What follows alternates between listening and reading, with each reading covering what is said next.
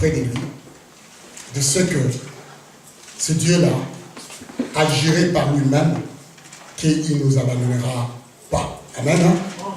Ça, c'est quelque chose qui doit nous accompagner. Chaque jour, quand nous marchons, sache que tu n'es pas seul. Quel que soit ton état d'esprit, quel que soit ton état, l'état de ta vie, l'assurance et la certitude est que tu n'es pas seul. Il y a des gens qui se sentent seuls. La solitude est quelque chose de fort. Mais savoir que tous les jours on est accompagné est aussi une assurance qu'aucun homme ne peut nous enlever. Et quand simplement nous savons que ce Dieu-là est avec nous, nous pouvons garder le sourire à tout moment. Amen, amen. Rien qu'en sachant que nous avons une sécurité auprès de lui. Tout ce que vous avez confessé ce matin, tout ce que vous avez dit, tout ce que vous avez imploré, Dieu les attend et il sait ce que vous êtes. Et je sais que nous ne passons pas notre temps. Mais nous avons choisi le meilleur temps. Parce que le monde ne faut passer du temps. Mais lorsqu'on se consacre à l'Éternel, et quand on se donne sa vie à lui, là on peut voir réellement que peu importe les circonstances, peu importe les gens, peu importe les personnes qui peuvent parler de nous, nous condamner, mais nous voulons vraiment nous appuyer sur cette assurance que si Dieu est pour nous, personne ne pourra être contre nous. Amen. Alléluia. Amen.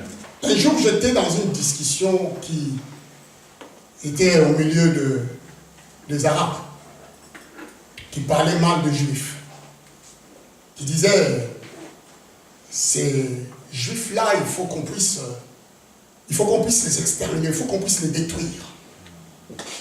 C'était une haine que je sentais par rapport à ce qui se passe en Palestine.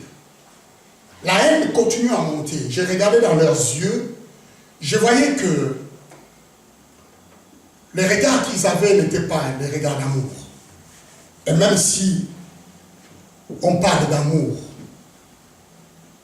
alors je leur ai dit, parce que ce sont des amis que je connaissais, j'ai dit, mais pourquoi vous voulez nous persécuter? Ils m'ont regardé, ils ont dit, qu'est-ce que tu es en train de dire? Je leur ai dit, mais pourquoi vous êtes en train de nous persécuter? Alors ils m'ont posé une question, est-ce que toi tu es juif? Moi j'ai répondu, oui, je suis juif. Alléluia. Amen. Alors ils se sont mis à rigoler.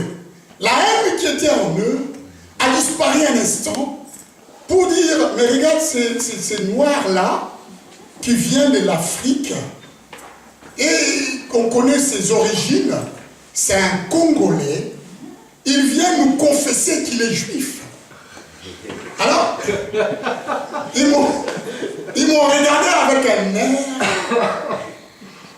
comme s'ils disaient, ah, pitié pour ce gars. C'est vraiment, ou peut-être qu'il a bu, ou il comprend mal. C'est que c'est être juif. Alors je leur ai dit, oui, je suis juif. Vous ne croyez pas? Elle me dit, oh, Daniel, pas même. Tu es Congolais, toi. Comment tu peux dire que tu es juif? Alléluia. Amen. Il est vivant. Amen. En l'instant, quand ils m'ont posé cette question, je sais ce que je suis. Ils ne savaient pas dans quel domaine que je les amenais.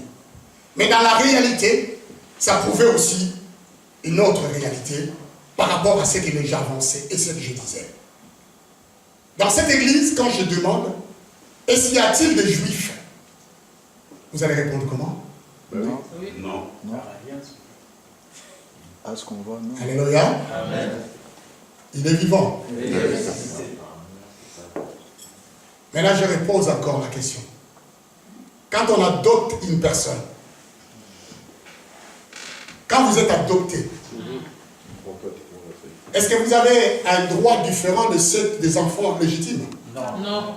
Même droit. Vous avez le même droit. Amen. Vous partagez le même père. Amen. Vous partagez le même nom. Amen. Alléluia. Amen. Si vous partagez le même père et le même nom, si tu étais appelé une fois Mambungisa et que tu viens, ton père t'appelle Abraham,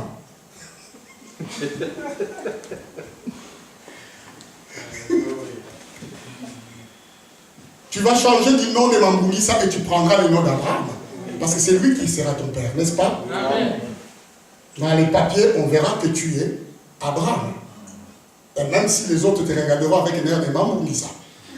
Mais c'est ça qui dit et tu donnes ton identité. Donc je repose la question.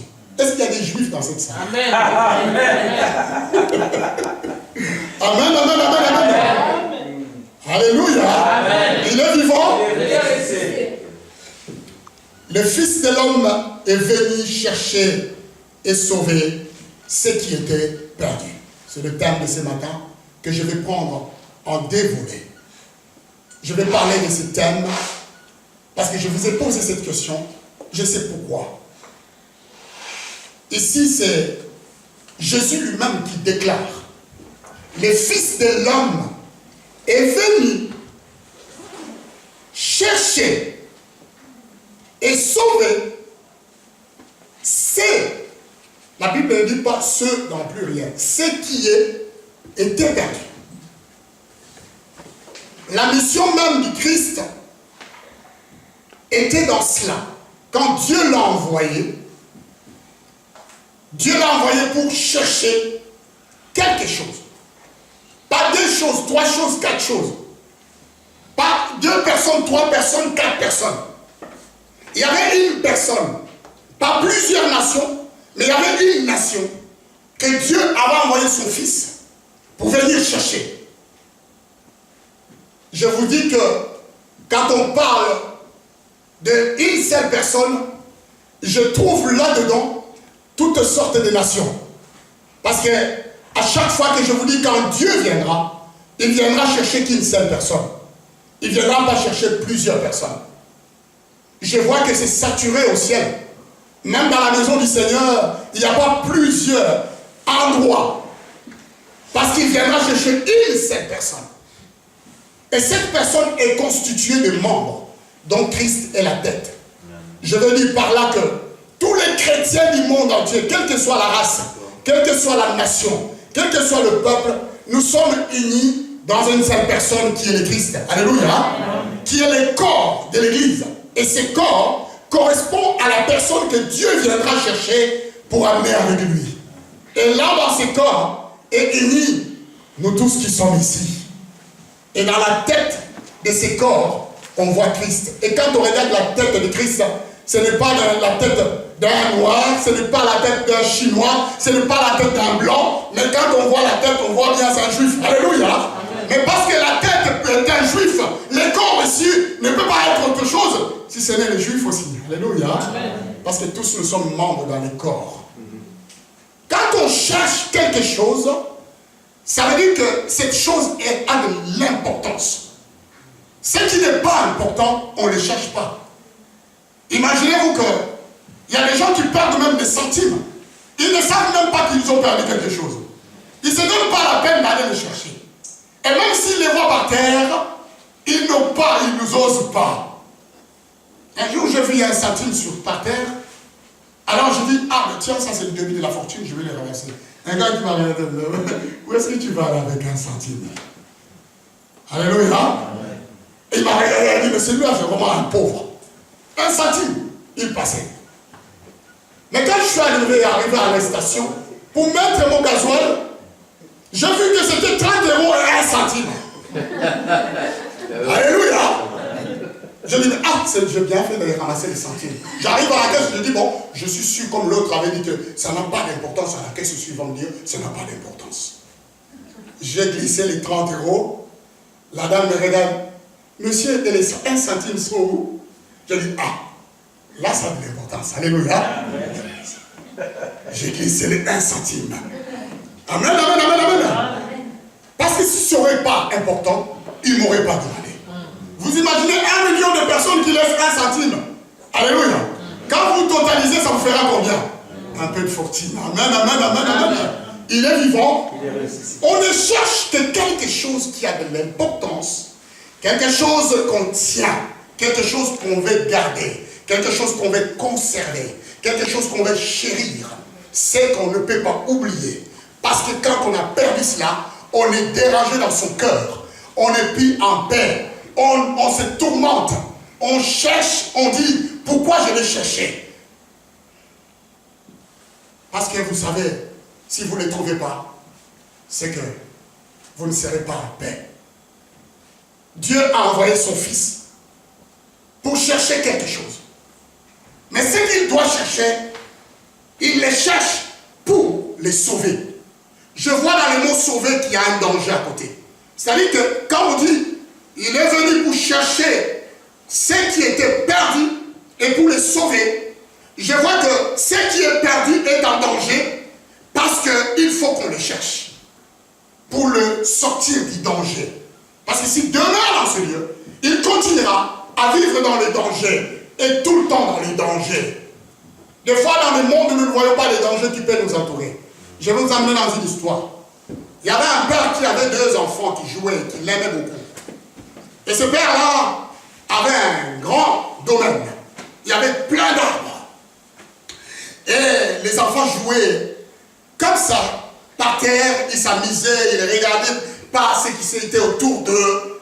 Mais le père du haut de la fenêtre avait les yeux sur les enfants parce qu'il contrôlait leurs mouvements.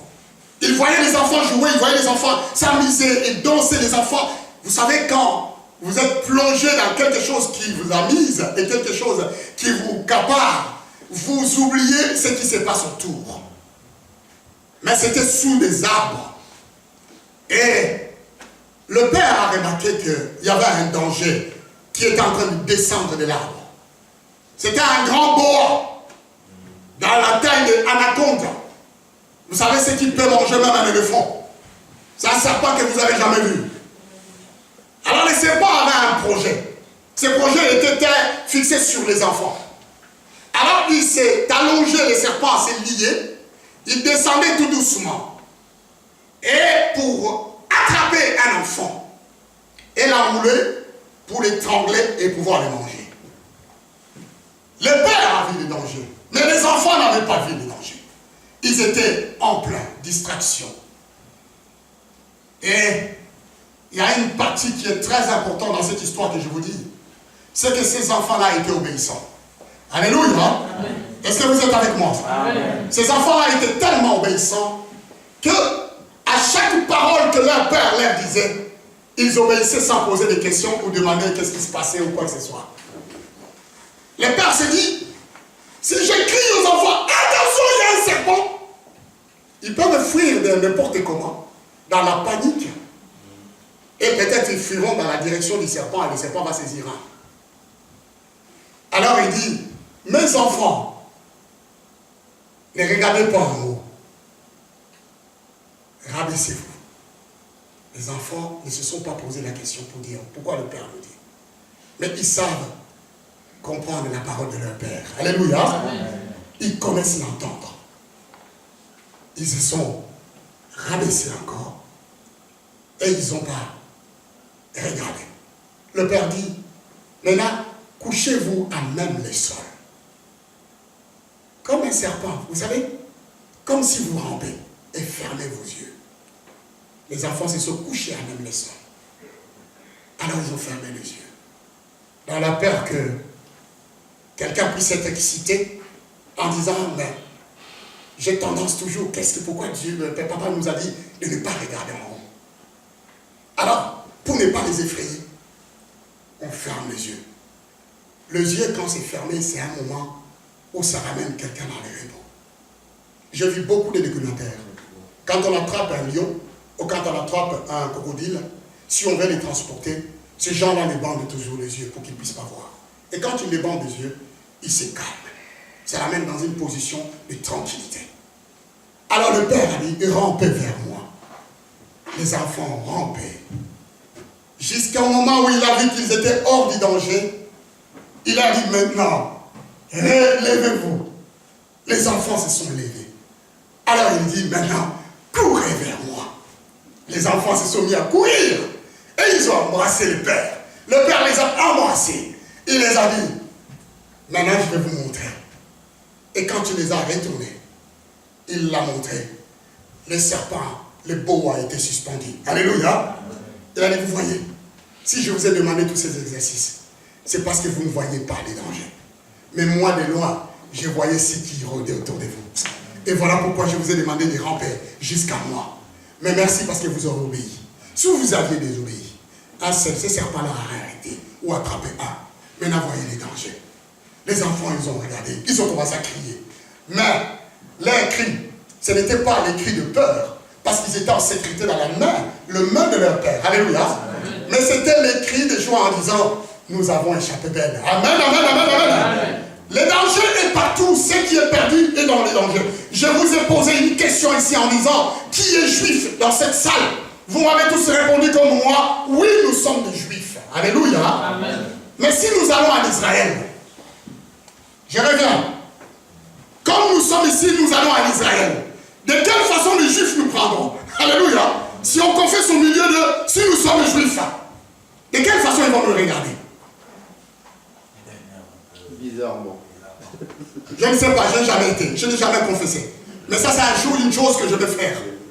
Je crois que je ferai un voyage en Israël pour que je puisse juste confesser que voilà, je suis juif et je réclame mon droit. Et même devant les murs de l'habitation, j'irai voir. Juste pour l'impression, je donnerai quelqu'un une caméra pour qu'il puisse les filmer de quelle façon qu'il me regarde. Et si vous me payez les voyages, je viendrai vous montrer les images. Amen, amen, amen, amen, amen. Il est vivant. Alors si vous voulez voir les réactions, payez les voyages. Moi, je suis dispo. Amen, hein? Est-ce que nous pouvons acclamer le Seigneur?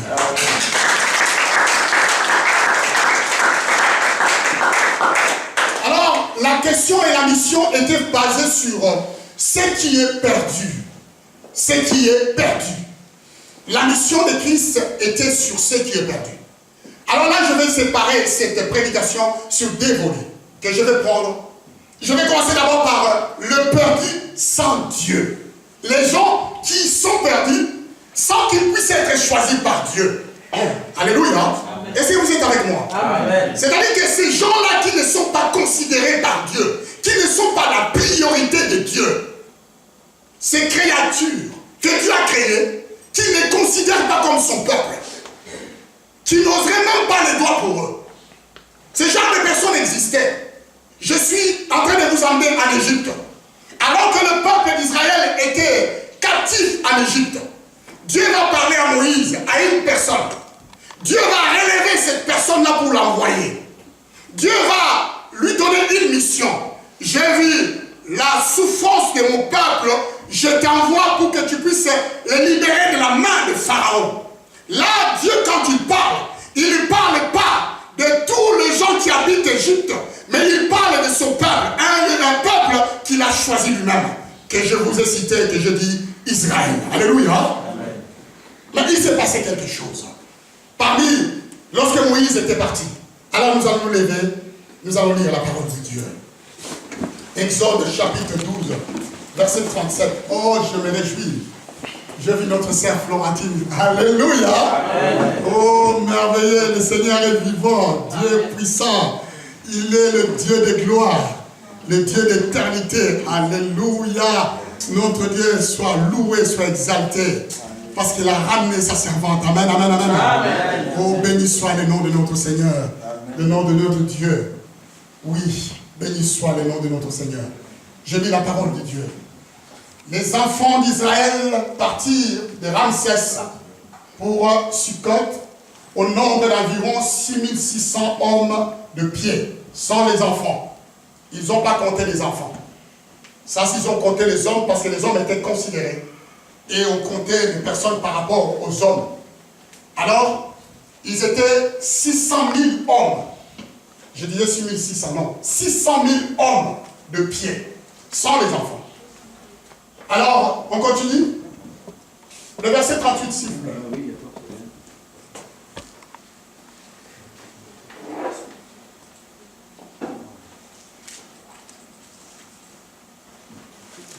Voyez-vous la technologie où ça va nous amener? Ah ben, moi je suis pas rapide. J'ai compris. Ouais, voilà, on est arrivé. C'est bon.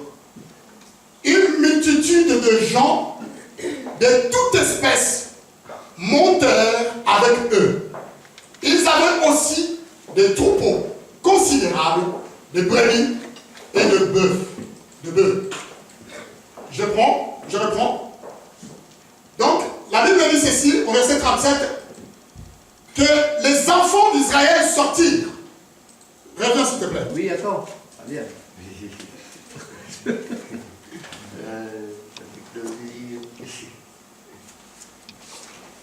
Les enfants d'Israël partirent de Ramsès pour Sukkot au nombre d'environ 600 000 hommes de pied sans les enfants.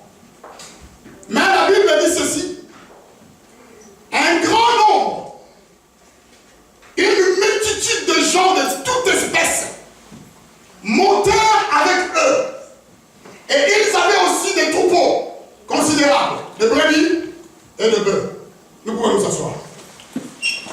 Qu'est-ce que je suis en train de voir?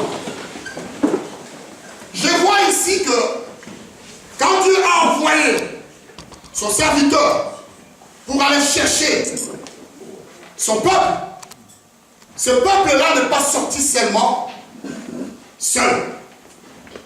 Mais il y a eu des gens qui sont partis avec eux. Mais ces gens-là, on ne dit pas que c'était une personne ou deux personnes. On ne parle pas d'un poignet de gens. Mais on nous parle de la multitude de gens.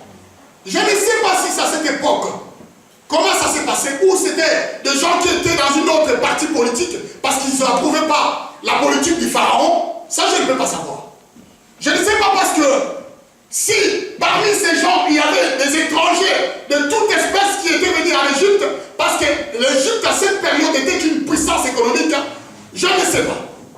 La seule chose que moi je vois qu'il y a eu des groupes de gens, de personnes et de multitudes de personnes qui sont sorties avec Israël. Alléluia. Est-ce que vous êtes avec moi? Amen. Ces gens-là suivaient un Dieu qui ne les avait pas choisis. Ils suivaient un peuple parce qu'ils connaissaient, mais qu'ils ne connaissaient pas les coutumes de ce peuple. Ils avaient entendu qu'il y a un Dieu qui a libéré Israël et qu'il les avait promis une terre où coulait le lait et le miel.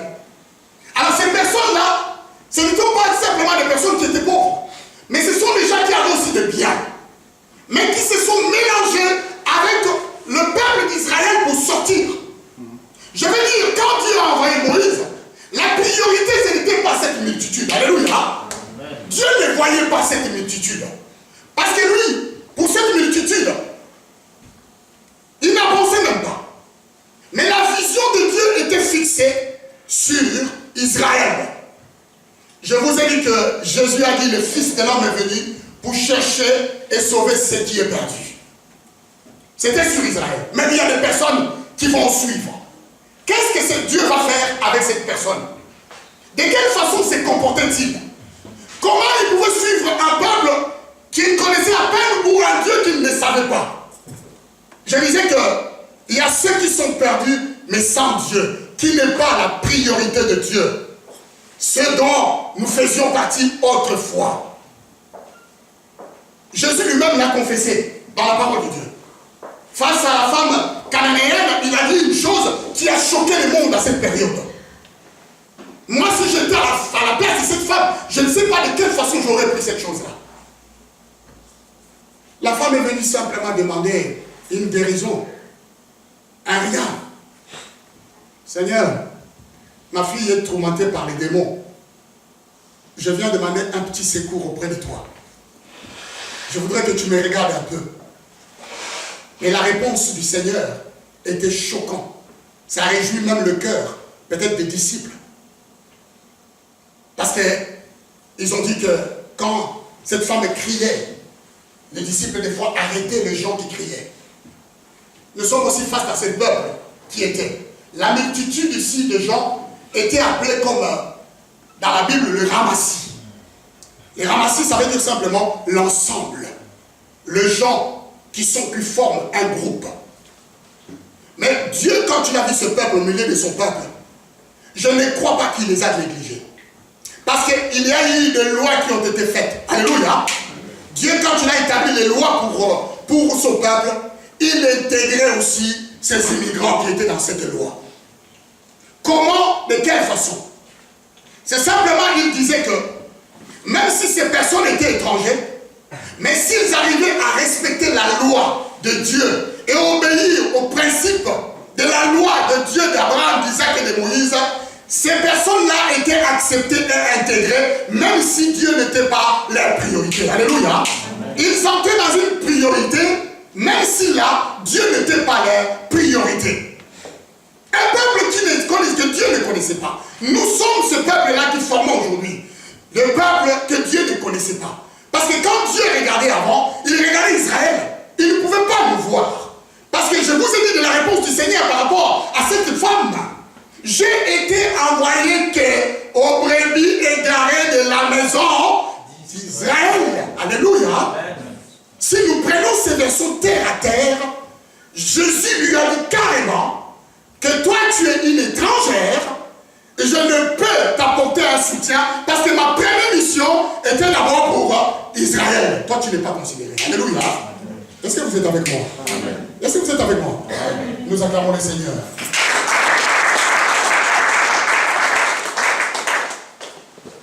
Oh bien-aimé, quelle grâce pour nous. Je parle que une loi a été donnée. Vous savez, Dieu quand il voyait ce peuple, je me disais, est-ce que quand ils étaient malades, ils pouvaient être sauvés? Je vais lire un verset. Exode chapitre 23, verset 12. Vous verrez comment Dieu intégrait ce peuple au milieu d'Israël. Quand la colonne descendait, est-ce que ça descendait simplement pour ce peuple ou pour Israël? Comment Dieu le voyait? Parce que c'était une multitude. C'est ce que je dis aujourd'hui. Grâce soit rendue au Seigneur Jésus. Même si cette femme n'avait été une étrangère, mais il y a une matière qu'elle avait mis en action. Ce qui lui a donné les droits. Les droits de pouvoir participer et d'avoir bénéficié de ce qui était réservé aux enfants. Alléluia. Amen. Alléluia. C'est de la même façon que je suis en train de vous parler. Comme je vous ai dit tout à l'heure, est-ce que vous êtes des juifs? Vous m'avez répondu oui. Nous avons le même grâce, les mêmes droits. Et même si sur notre peau, nous n'exprimons pas cette nature juive, mais le moteur nous a été donné. Ce moteur et cette matière est exprimé par la foi que nous avons au Dieu d'Abraham, d'Isaac et de Jacob. Exode, chapitre 12, 23 plutôt, verset 12. La Bible dit ceci. Pendant 6 jours, tu feras ton ouvrage. Dieu parle aux enfants d'Israël. Mais le 7e jour, tu te reposeras. C'est une loi qu'il leur donnait. Afin que ton bœuf et ton âne aient du repos. Afin que les fils de ton esclave et l'étranger aient du relâche. J'ai vu quelque chose.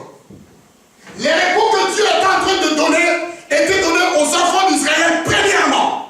Il leur parle personnellement par rapport au repos de sabbat. Il a dit que vous travaillerez pendant 6 jours, tu feras ton ouvrage. Il parle à son peuple.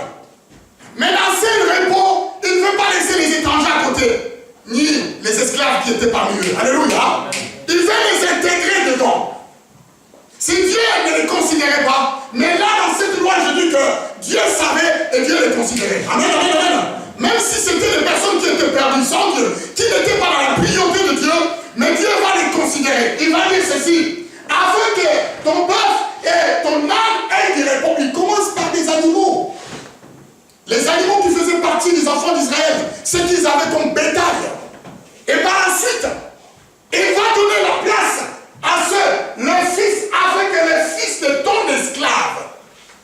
Imaginez-vous qu'il y avait des gens même qui avaient déplacé parce qu'ils travaillaient chez les enfants d'Israël et ils étaient sortis avec eux. Parce que leurs patrons les aimaient. Moi, je me rappelle de ma mère. Paix à son âme.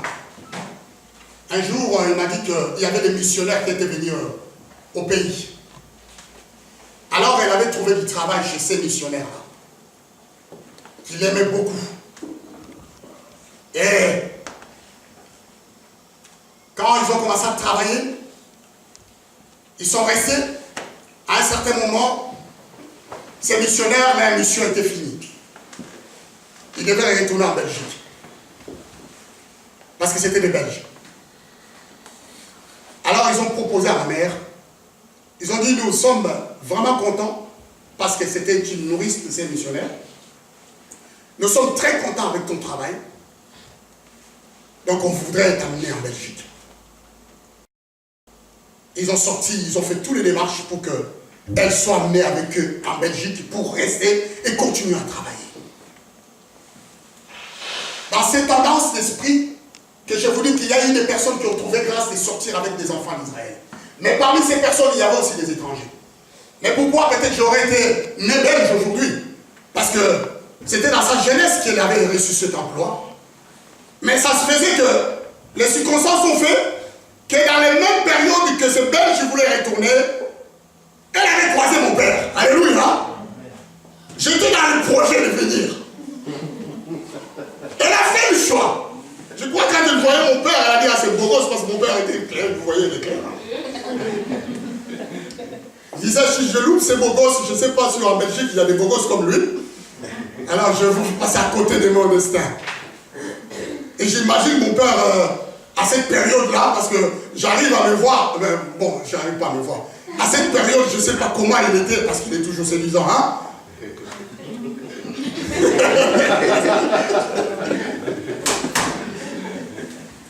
J'essaie d'imaginer les paroles qu'il avait dit à mon père pour qu'il puisse renoncer en Europe. C'est là que je suis. Qu'est-ce qu'il lui avait raconté? Il ne m'a jamais dit. Mais à huis clos, je vais lui demander.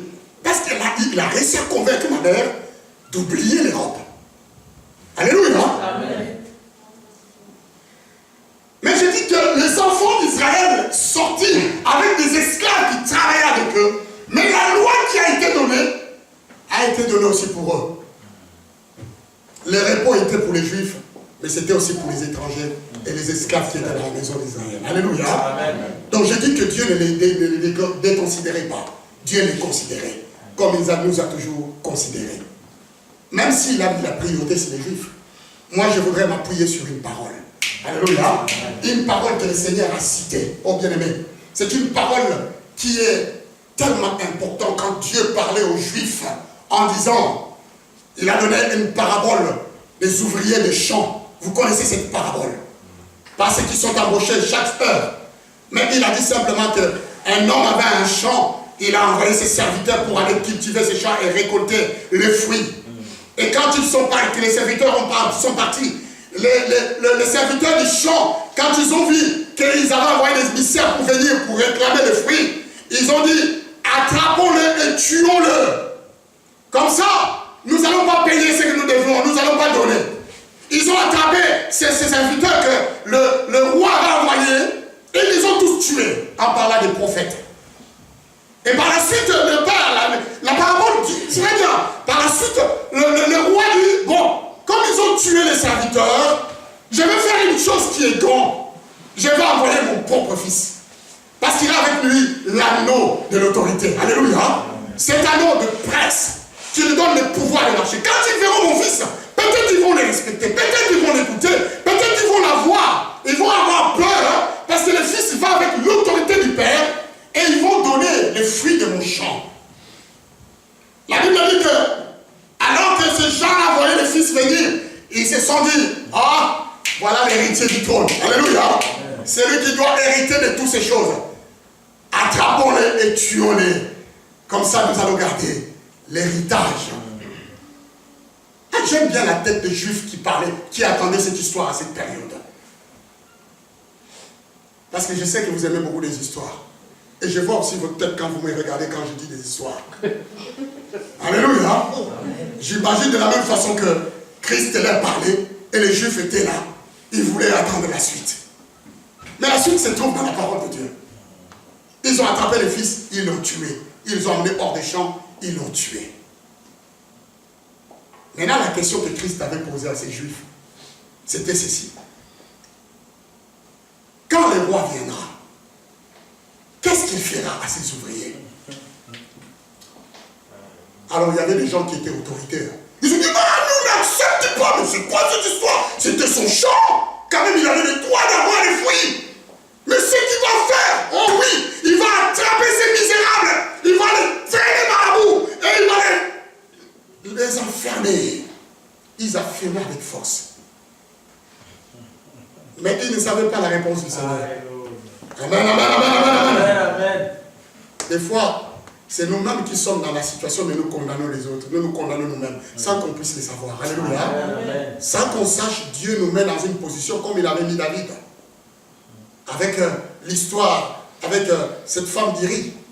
Quand tu l'as dit, lui, il avait beaucoup de troupeaux, mais il a venu. Il a pris une seule brebis qui était à cette personne. Qu'est-ce qu'il va faire? Le roi David a répondu aussi comme ça. Je le prendrai et je le mettrai en prison. Les Juifs ont répondu pareil. Mais cette réponse me donne la certitude de ne pas douter dans ma vie. Quand je choisis le Dieu d'Israël, je sais que le Dieu d'Israël m'a choisi également. Alléluia. Même si j'étais un peuple, autrefois qui n'appartenait même pas parmi ce peuple, même si je n'étais pas la priorité, mais je sais aujourd'hui, je suis la priorité avec ceux qui sont prioritaires. Alléluia. Je fais partie de ce peuple. Je suis le perdu qui était sans Dieu. Parce que Paul va dire, Pierre va dire, vous qui n'êtes pas le peuple, vous êtes considérés comme étant le peuple. Vous qui ne pouvez pas être sauvés, vous êtes sauvés aujourd'hui. Mais parce qu'il y a une personne qui a donné la grâce. La réponse du Seigneur par cette parabole, c'était ceci. Le royaume de Dieu vous sera enlevé. Là, il ne parlait pas à vous, mais il parlait aux Juifs qui attendaient cette parole. Le royaume de Dieu vous sera enlevé. Et il sera donné à un peuple qui portera des fruits en son temps. Alléluia. Amen. Amen, amen, amen, amen. Est-ce que vous êtes avec moi? Amen. Ça veut dire que ceux qui avaient l'héritage n'ont plus l'héritage. Si toi et moi nous portons des fruits, le royaume de Dieu nous est donné. Amen. Amen. Parce que l'action qui nous permet de porter des fruits, c'est la foi. L'intégration dans ces milieux d'Israël, c'est la foi. Quand nous croyons au Dieu d'Abraham, au Dieu d'Isaac et au Dieu de Jacob, nous entrons dans le chemin de l'intégration. La foi nous permet de nous intégrer et nous puissions confesser le même Dieu que eux. Alléluia. Amen. Quand il cite Elohim, nous citons aussi Elohim. Quand il cite El Shaddai, nous citons aussi El Shaddai. Quand il cite Jéhovah Jireh, nous citons aussi Jéhovah Jireh. Même si parmi eux, je suis différent, mais j'ai un moteur qui m'associe à eux. Quand Dieu les regarde, il leur donne le repos. Moi aussi, quand Dieu me regarde, il me donne aussi le repos. Amen. Et continuons à voir ici. Vous observerez tout ce que je vous ai dit, et vous ne prononcerez point le nom d'autres dieux, qu'on ne l'entende point sortir de votre bouche. Le repos a été donné. Le royaume, les Juifs ne savaient pas, a été pris entre les mains et a été donné à ce peuple. Et il y a des personnes ici, parmi les enfants d'Israël qui étaient sortis, qui avaient la grâce de posséder des choses. Que Dieu leur donnait aussi la grâce. La même que les Juifs. Quand vous lisez selon les lois, vous allez voir que dans le début, Dieu va parler sur les lois. Ils vont dire que si votre frère, en parlant des Juifs, se vend à un étranger qui a beaucoup d'argent, et le jour d'une fête qui a été citée en Israël sera célébrée, les Juifs étaient obligés d'aller racheter ces frères-là pour les libérer et qu'ils rentrent libres. Le royaume de cieux a été donné. Nous sommes ce peuple-là qui ne tient pas le peuple. Mais aujourd'hui, nous pouvons être unis et soutenir Israël. Parce que la force d'Israël ne viendra pas simplement d'eux. Mais cette force est à augmenter. Parce que toi et moi faisons partie. Amen. Alléluia. Amen. Toi et moi, nous faisons partie de ce peuple qui n'avions pas Dieu. Quand Jésus a dit, je suis venu pour chercher celui qui était perdu et sauvé, là-dedans, je ne voyais pas ma place. Là-dedans, je ne voyais pas ta place. La personne qui était choisie, c'est un juif du sang. Mais j'ai aimé le Seigneur parce qu'il parlait plus loin dans sa parole. Et une fois, il a sorti devant les disciples, même les juifs qui le suivaient. Il a dit, le Fils de l'homme, lorsqu'il sera élevé, il attirera vers lui tous les hommes. Alléluia. Amen. Et de l'autre côté, il a parlé que Jésus a été envoyé, qu'un brebis égaré de la maison d'Israël, ben de l'autre côté, il vient réunir tout le monde. Il a dit, quand je serai élevé, ce n'est pas que je vais simplement attirer les Juifs, mais j'attirerai tous les hommes, même ceux qui ne sont pas Juifs, de venir à moi. Notre place a été mise. C'est vrai que nous n'étions pas la priorité du Seigneur. Mais quand nous portons des fruits, nous devenons la priorité parmi la priorité. Amen. Obligés. Nous devions être trouvés. Un jour, j'avais prédit quelque chose à la maison. C'était ma carte grise. Je cherchais cette carte grise, j'arrivais pas à la trouver. J'avais peur que quand je me balade avec la voiture, qu'on puisse me contrôler et que je puisse avoir une amende de 90 €, je ne sais pas s'il y a des retraits de permis ou quoi que ce soit. Je n'étais pas tranquille.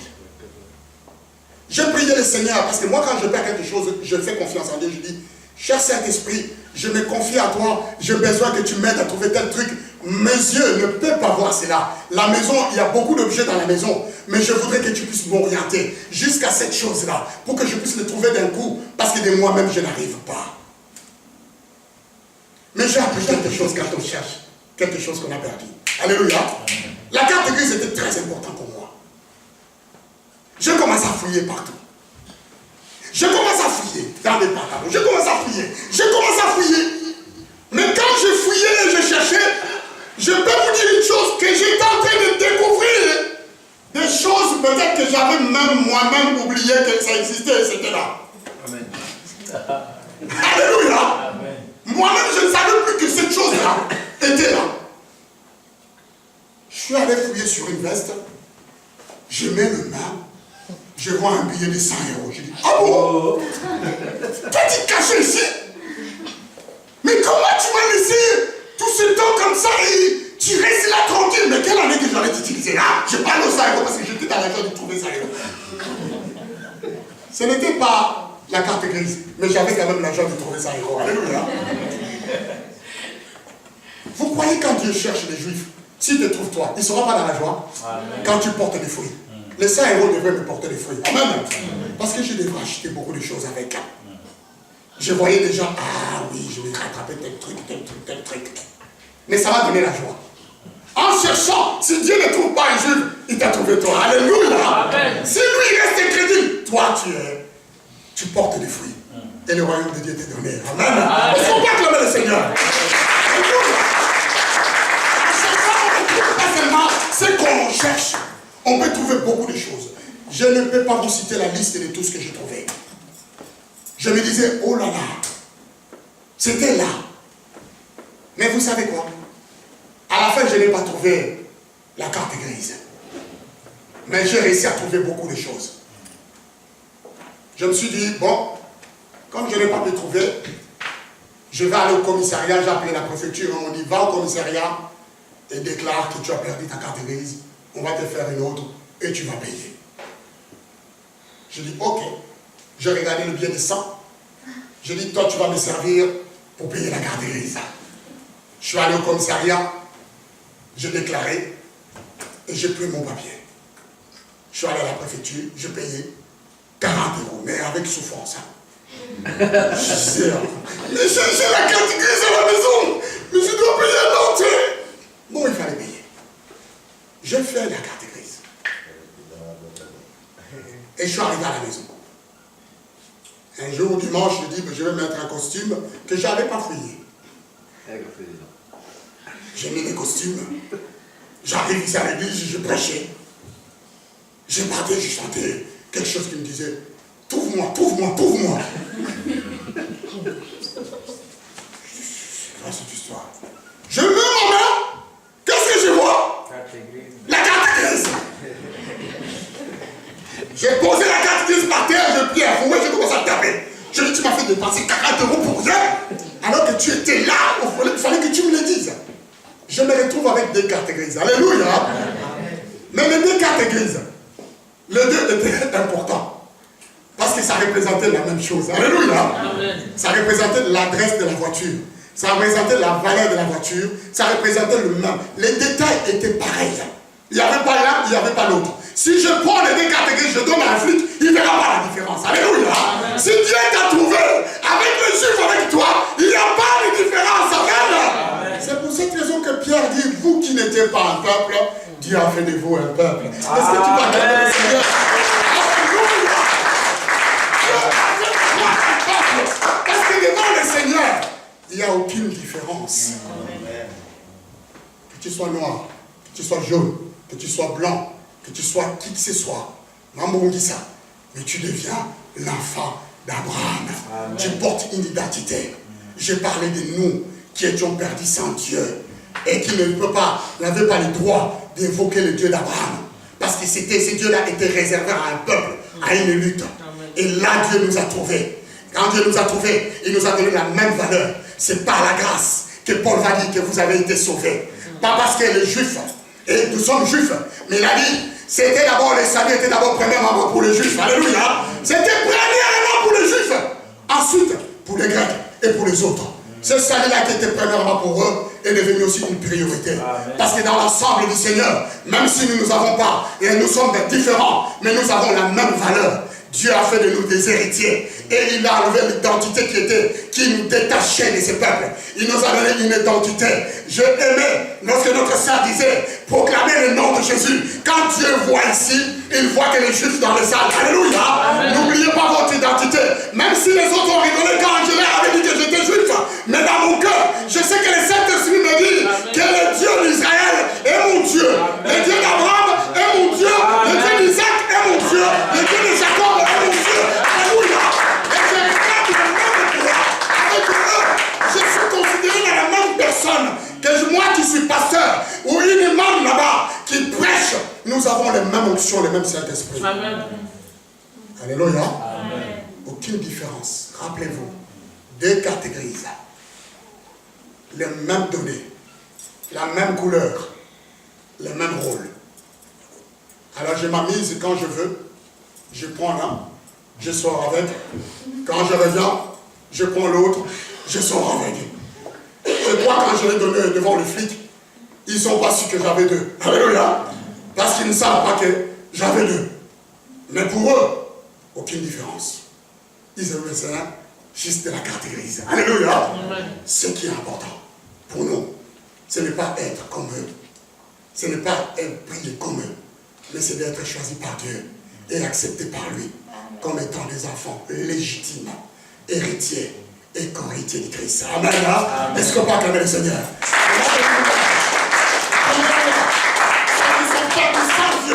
Et qui n'étaient pas dans la priorité. Et par la suite, je considérais ceux qui sont perdus, mais avec Dieu. Alléluia. C'est un thème qui est profond, qui peut continuer. Je demande à tout le monde de se lever, s'il vous plaît.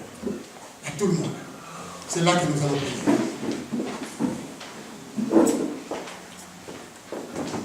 Attaché